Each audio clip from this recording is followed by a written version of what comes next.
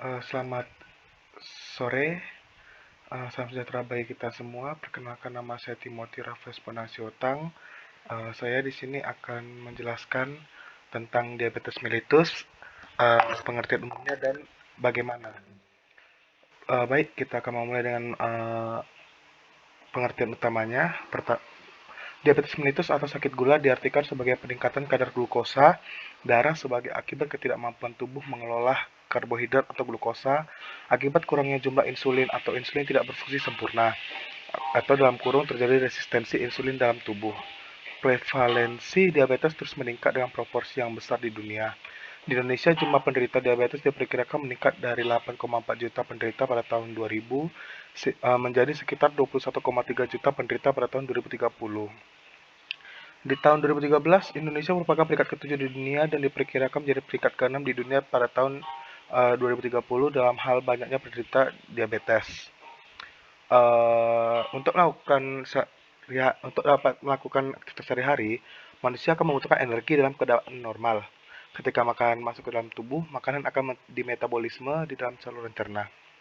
Glukosa akan diserap di usus dan diedarkan ke seluruh tubuh melalui peredaran darah sehingga mencapai sel. Masuknya glukosa ke dalam sel ini membutuhkan insulin.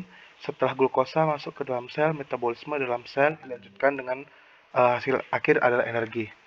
Berikut gambarnya. Jadi kalau misalnya dalam penderita diabetes, metabolisme glukosa menjadi energi ini menjadi terganggu. Hal tersebut dikarenakan glukosa dalam darah tidak dapat dimasukkan ke dalam sel karena insulin berkurang jumlahnya atau sel resisten terhadap insulin sehingga jumlah glukosa dalam darah terus meningkat. Jadi energi yang didapatkan tidak ada karena dia mengendap di dalam darah. Diabetes sendiri terbagi menjadi beberapa tipe, yaitu pertama tipe 1 terjadi akibat kurangnya insulin yang diproduksi oleh sel beta pankreas. Bisa disebabkan karena ada infeksi virus, kelainan autoimun, maupun herediter. Dalam kurung menyebabkan degeneratif sel beta bahkan tanpa adanya virus atau penyakit autoimun. Yang tipe 2 merupakan jenis diabetes yang lebih sering terjadi. Diabetes jenis ini karena glukosa tidak dapat masuk ke dalam sel karena sel resisten atau kebal terhadap insulin. Pada orang normal, glukosa dapat masuk ke dalam sel dengan mudah. Yang tipe 3 dihubungkan dengan Alzheimer pada usia tua. Dan yang keempat, tipe lain itu seperti LADA dan MODY. Dan yang terakhir adalah diabetes dalam kehamilan. Faktor resiko diabetes mellitus adalah yang dapat dikendalikan itu biasanya di riwayat diabetes dalam keluarga, umur, dan jenis kelamin. Faktor yang tidak dapat dikendalikan adalah yang pertama kegemukan, tekanan darah tinggi, kadar kolesterol, toleransi glukosa yang terganggu, dan kurang gerak. Gejala diabetes tersendiri dikenal dengan gejala klasik yaitu 5P, yang terdiri atas poliuria, banyak kencing, polidipsi, banyak minum, polifagi, banyak makan, penurunan berat badan tanpa sebab yang jelas, pruritus atau gatal-gatal. Gejala lain yang mungkin dapat dirasakan oleh pasien dapat berupa pandangan mata kabur, luka sulit sembuh, dan kesemutan. Kriteria penegakan diabetes mellitus adalah dengan melakukan pemeriksaan kadar gula, darah kapiler vena.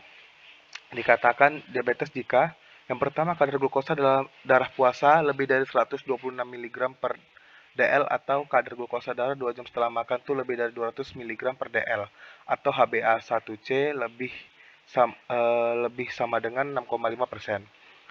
Terdapat gejala klasik dan GDS lebih dari 200 mg per dl. Diabetes mellitus tidak dapat sembuh, namun dapat dikontrol dengan baik. Pengobatan diabetes dikenal dengan menggunakan 4 pilar, yaitu edukasi, gizi medik, olahraga, dan farmakologi. Edukasi, pengetahuan tentang diabetes mellitus, dari mulai tipe diabetes, pola hidup, dan pola makan yang dapat menyebabkan diabetes, hingga pengetahuan tentang pemantauan glukosa darah mandiri. Yang kedua, gizi medik. Asupan gizi yang seimbang diperlukan untuk pengelolaan diabetes mellitus. Karbohidrat dianjurkan sebesar 45% sampai 65% dari total asupan energi. Asupan lemak dianjurkan sekitar 20% sampai 25%.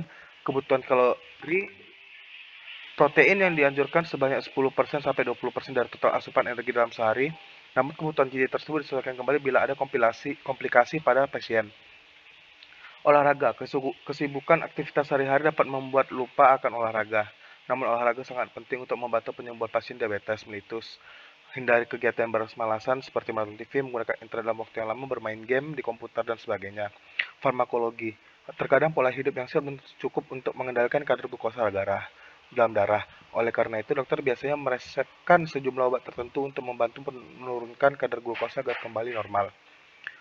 Periksalah gula darah secara rutin, penting dilakukan untuk mengetahui kondisi kesehatan Anda. Tidak perlu menunggu gejala-gejala tertentu karena pasien diabetes sering tidak menyadari kalau dirinya telah menderita diabetes.